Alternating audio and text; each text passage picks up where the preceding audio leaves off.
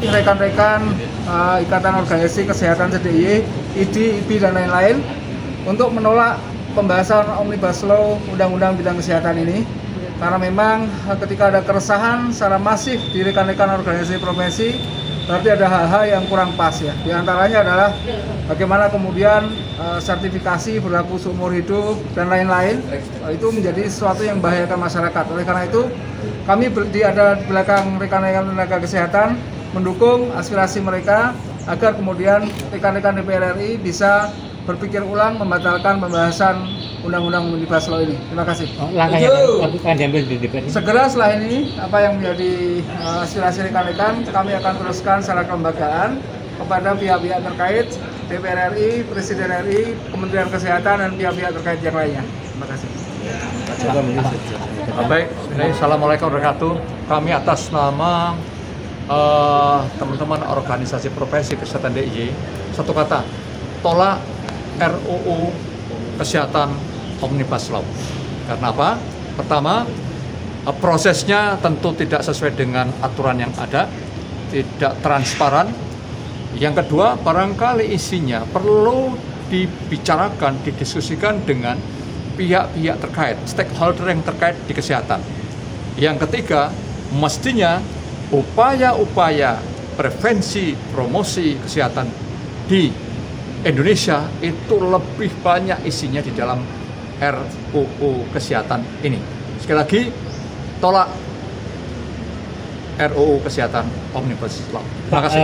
Dampak yang ditimbulkan bagi organisasi kesehatan ini apabila disahkan? Dampaknya bukan organisasi kesehatan aja, tapi dampaknya masyarakat. Kalau bagi organisasi kesehatan sendiri, kalau misalnya disahkan, akan pengaruhnya seperti apa? Tadi sudah kami diskusikan banyak efeknya, Bapak. Ya, pertama, SIP itu tidak melalui rekomendasi OP.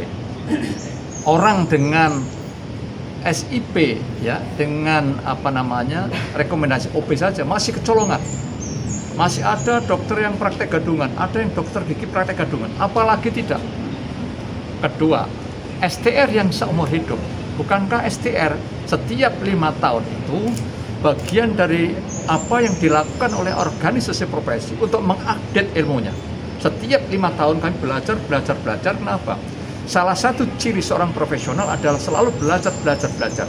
Sehingga selama 5 tahun itu kami mengumpulkan nilai-nilai seberapa ilmu yang pernah diupdate. Itu salah satu 2 contoh, Bapak. Ya, karena banyak contoh di sini. Jadi ada yang dituntut dari ini, mungkin dibatalkan atau apa? Oke, organisasi profesi kesehatan itu Bapak sekalian, bukannya tidak mau, kami sangat mau diatur. Kenapa? Undang-undang yang sudah ada, 9 undang-undang yang masuk di dalam RUU Kesehatan itu, ada yang berlakunya itu belum sampai 5 tahun, bahkan ada undang-undang yang turunannya itu belum dibentuk, belum dibuat. Apakah itu bukan hal yang mubazir? Dulu pada saat pembentukan undang-undang tertentu, itu dengan segala macam upaya, belum ada turunannya sudah akan diubah. Ya, kalau misalkan diubah, ikuti aturan-aturan sesuai dengan Undang-Undang P3, pembentukan peraturan perundang-undang transparan. Sekali lagi, kami sangat mau diatur. Karena kami selama ini, organisasi profesi kita adalah organisasi profesi yang taat akan aturan, mengikuti aturan. Kami harus STR 5 tahun, kami harus SIP, dan SIP itu yang menerbitkan bukan organisasi profesi. SIP itu yang menerbitkan pemerintah. Oke. Nah, pemerintah itu siapa yang memberikan rekomendasi? Organisasi profesi. Karena yang tahu merah putihnya, abang hijaunya, hitam putihnya anggota profesi itu ya organisasi profesi. Bagaimana berkaitan dengan kemungkinan pelanggaran etik, pelanggaran kode etik, ya, pelanggaran disiplin profesi, organisasi profesi yang tahu. Saya kira itu saja, Bapak. Terima kasih. Nama lengkap, Bapak? Saya Dr. Joko Murdianto, spesialis NSMP ya. Silakan. Ketua di wilayah.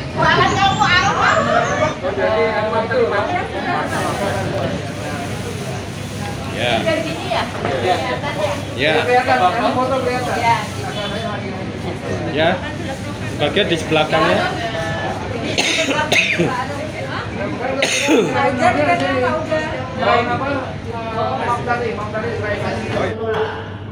Rencana undang-undang kesehatan komunitas Baslo ini. Padahal semangat kita itu adalah untuk bagaimana kemudian ini bisa sektor reformasi ini ada kemudian kita menyelenggarakan ujian kompetensi itu di masing-masing organisasi profesi adalah tujuannya. Kami tahu apa yang dibutuhkan. Misalnya kami ada di IAI, kami ada 6 seminar tahun ya ada 6 bidang. Ya, ada di apotek, kemudian rumah sakit, kemudian ada yang di obat tradisional, yang masing-masing kami itu punya kompetensi dan minat yang itu kemudian pada saat ujian kompetensi itu muncul di masing-masing ujian.